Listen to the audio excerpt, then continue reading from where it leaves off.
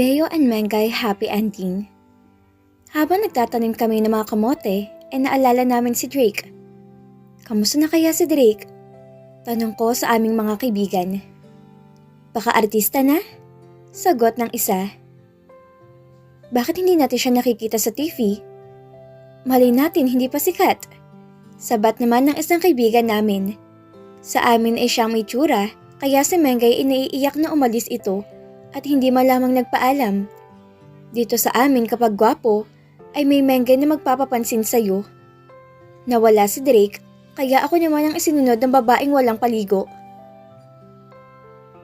Deo, papalapit si Mengay. Bulong ng isang kaibigan, kaya agad ko nagbibisi-bisihan. Naamoy ko ang pagtabi niya sa akin, kaya hindi ako huminga ng ilang segundo. Deo, anong gagawin mo mamaya? Tanong niya ni sobrang lapit. Mabuti at mabango ang hininga nito.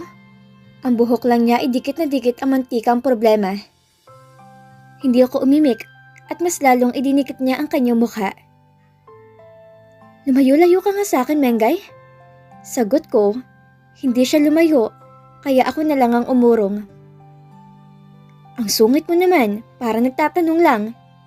Inisiyang sambit at tinadyakan pa ako bago umalis, kaya nagtawanan ang mga kaibigan ko.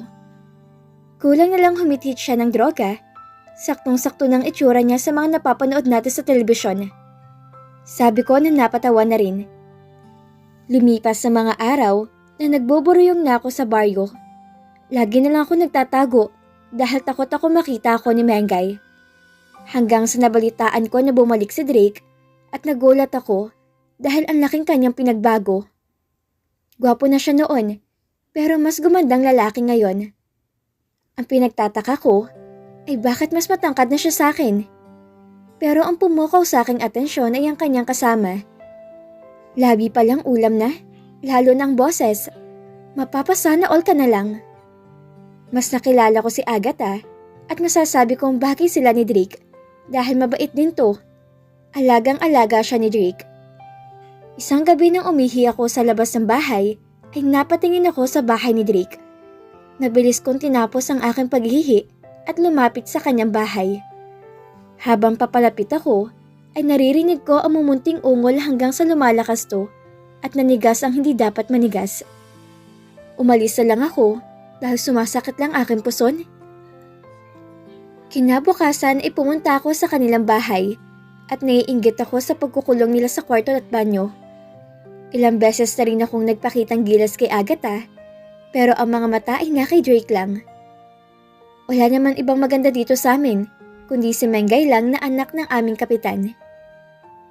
Isang araw, habang naliligo ako sa ilog, ay tinawag ako ni Mengay. Patay mali siya lang ako nung una, pero nung itaas niya ang kanyang palda, ay nakita ko ang makinis niyang hita. Pinalapit ko siya sa ilog at biglang hinatak.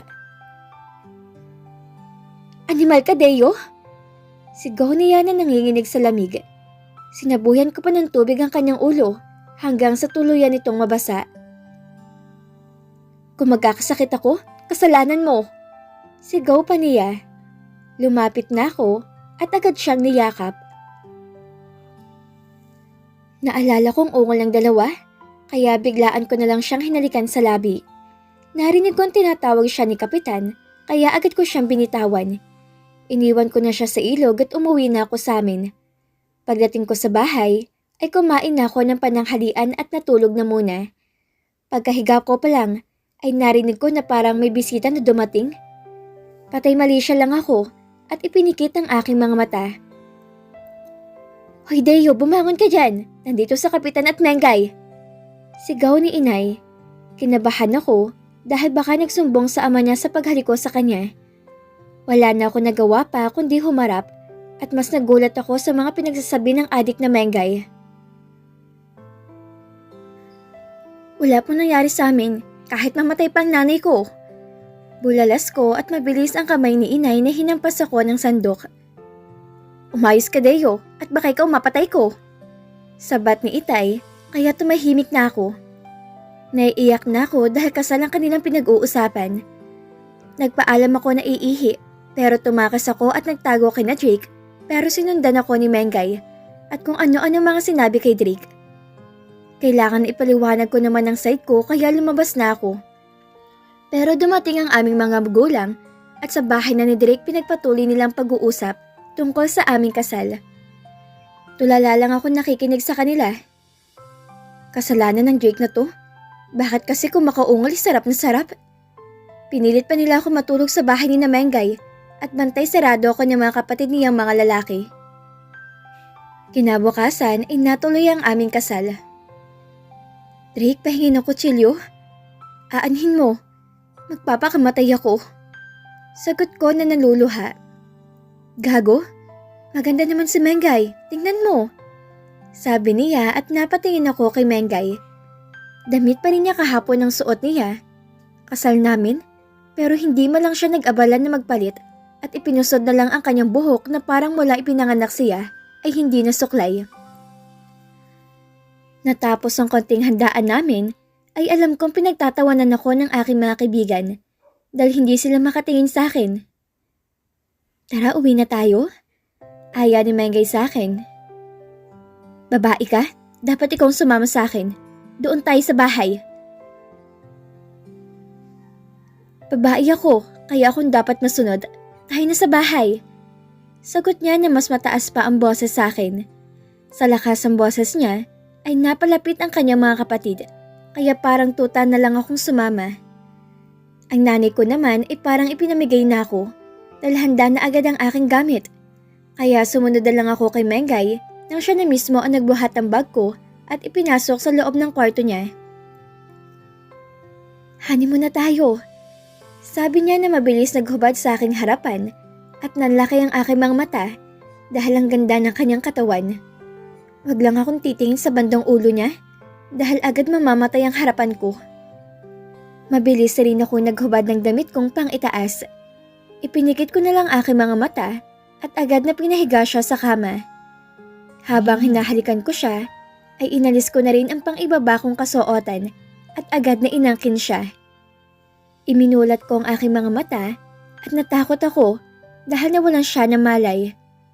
Nagdadalawang isip ako kung itutuloy o mabilis ako nagbihis at humingi ng tulong sa labas. Nakita ko si Drake kaya agad ko siyang tinawag. Drake, tulungan mo ko. Natatakot na sabi ko. Bakit? Ano nangyari? Si Mengay nawalan ng malay at may dugo. Sabi ko na nanginginig ang aking boses. Mabuti at nag-inuman ang mga magulang at kapatid ni Mengay. Agad kaming pumasok sa loob at kinumutan ko si Mengay. Si Drake itulala na nakatingin sa dugo habang buhat ko na ang katawan ni Mengay. Tara na Drake! Tawag ko sa kanya at siya na ang tumawag ng tricycle.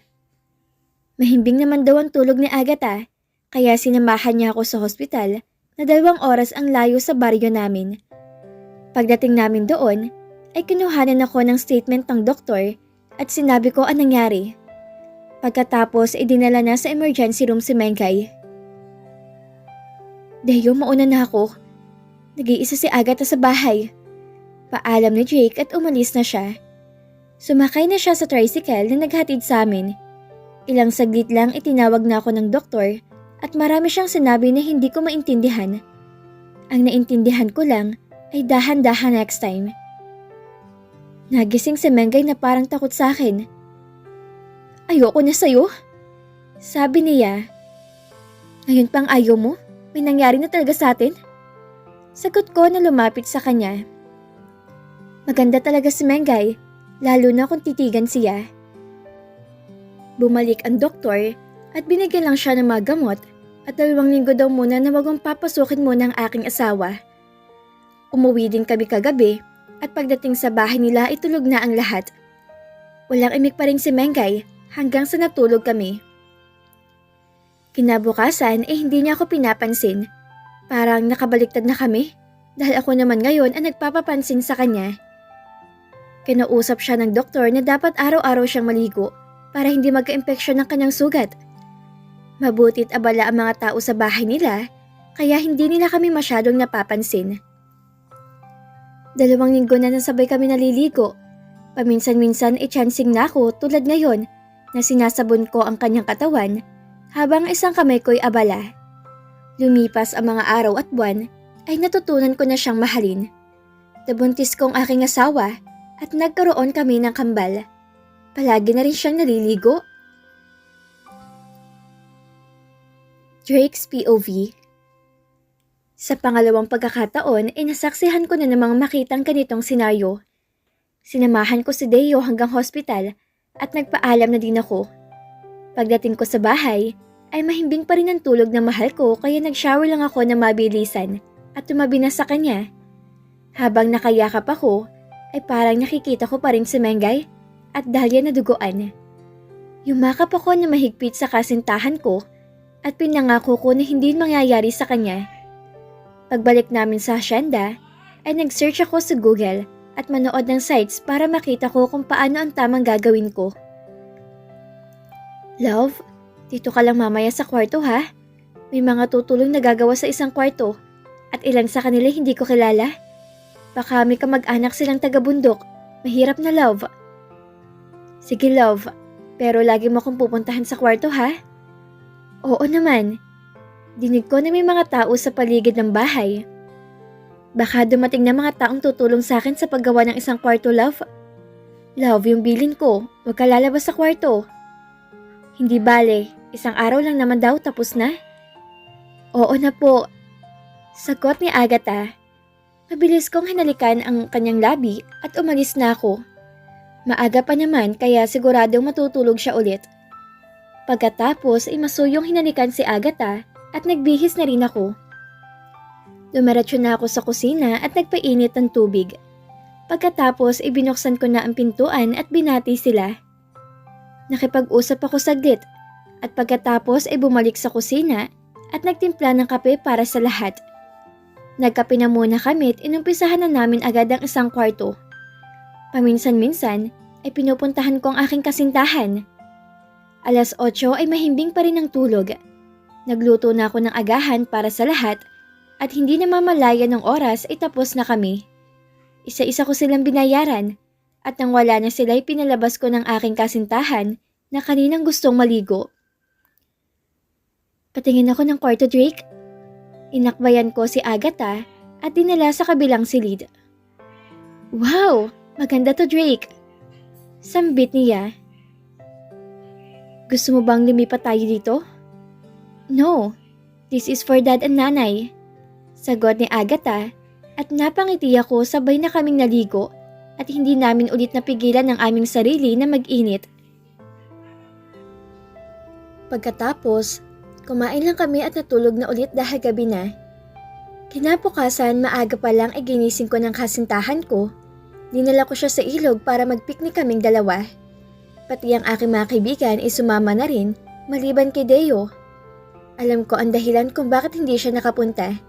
Hindi ko na sinabi pa dahil tutuksuhin na naman si Deo. Napaiding na lang ako dahil sila na ang nag-asikaso sa kasintahan ko. Paano? Nag-isa siyang babae na kasama namin. Kanina'y parang hinhinila na halos hindi makapagsalita. Pero ilang minuto lang ay nauunahan niya sila magsalita. Napangiti na lang ako dahil ang sarap pakinggan na matutunog ni Agatha na tawa. Napatikim ako dahil bakit naninikip ang aking short. Mukhang nag-init na naman ako kaya lumusong na ako sa tubig. Iniwanan ko muna ang aking inihaw at magpapalamig saglit. Pag-ahon ko ay nakatampi sa ang aking magandang kasintahan. Ang dalawang kaibigan ko nang tumitingin sa inihaw ko habang ang tatlo'y kumuha ng kamote sa taniman ni Deo. Love, halika. Malalim ba? Hindi, hanggang leeg mo lang ang pinakamalalim. Sagot ko at inilalayan ko ang kanyang paglusong sa tubig. Drake, kung ano man ang iniisip mo, wag mo nang ituloy. Ayaw namin mag-aya kay Deo, maawa ka. Sigaw ng isang kaibigan ko na nag-ihaw.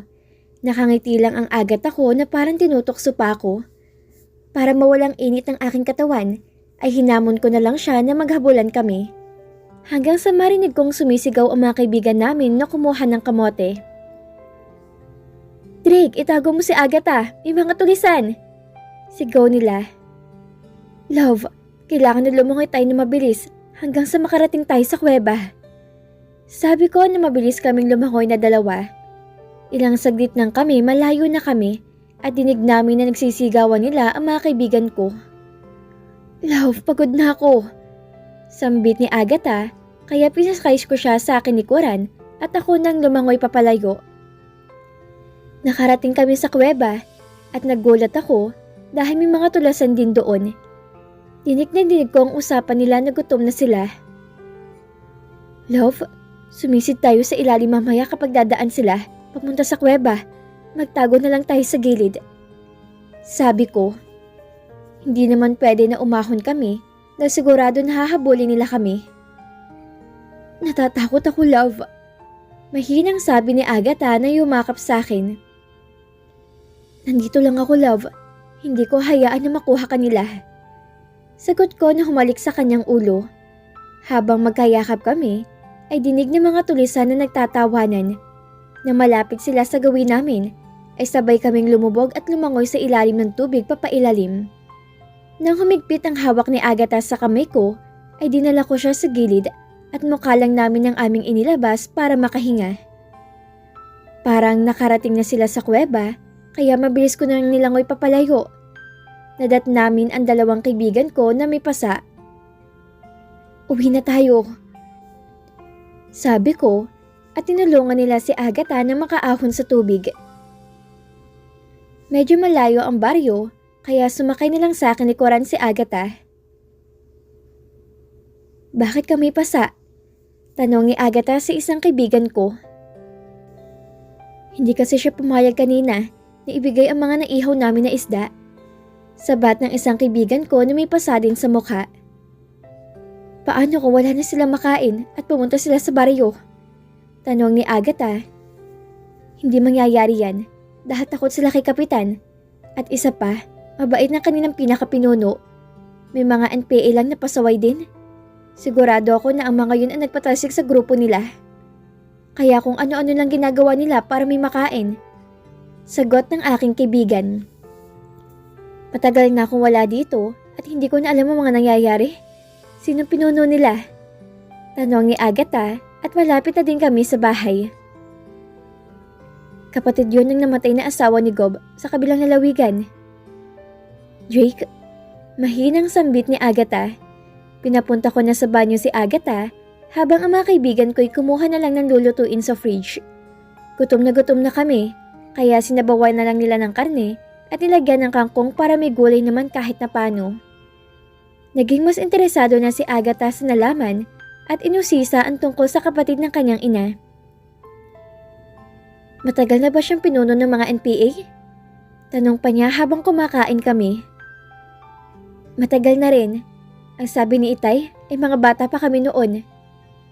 Wala ba siyang naging asawa o anak? Yan ang hindi ko alam. Hindi naman ako tsismoso. Sagot niya at nagtawanan na kami. Kung nandito lang si Deo, ay siguradong mas masaya pa kami sa bahay. At dito na po nagtatapos ang kabanata ng ating kwento. Muli niyo po akong samahan sa mga susunod na kabanata na ibabahagi ko sa inyo. Maraming salamat po at ingat po tayong lahat.